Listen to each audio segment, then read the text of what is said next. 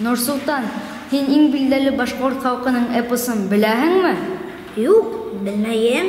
Йәнбирҙе менән Йәнбикәнең ауылдарының исеме кем? Әллә, белмәйем.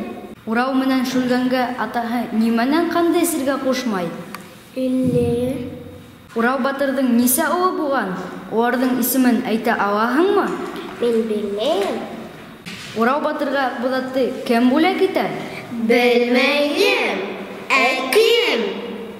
Ғалимдар эпостың яшен 4000 йыл тип иҫәпләй. Урал батыр донъя халыҡтарының эпик ҡомартҡылары араһында иң күренеклеһе.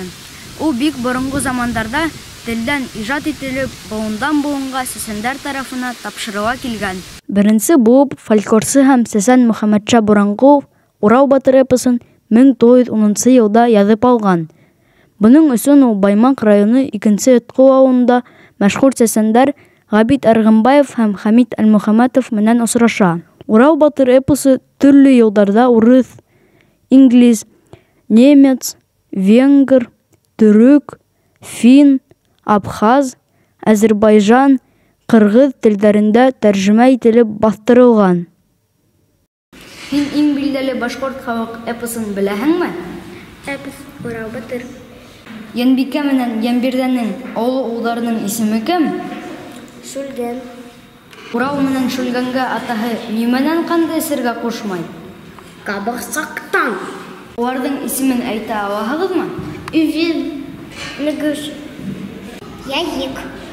Борон заманда кеше мазар килмәгән, килеп аяҡ баҫмаған ул тирәлә ҡоройор. Барлығын һис кем белмәгән, дүрт яғына диңгеҙ уратҡан булғанчы бер урын. Унда булғанчы борон Йәнбирҙе тигән ҡарт менән Йәнбикә тигән бер ҡарсыҡ. Ҡайҙа барһа уларға ул урында ер асыҡ. Был ҡарт менән был ҡарсыҡ ҡайҙан менән килеүен, ата-әсә ер һыуын, ҡайҙа тороп ҡалыуын үҙҙәре лә онотҡан ти. Икәүҙән-икәү шул ерҙә башлап ғүмер иткән ти.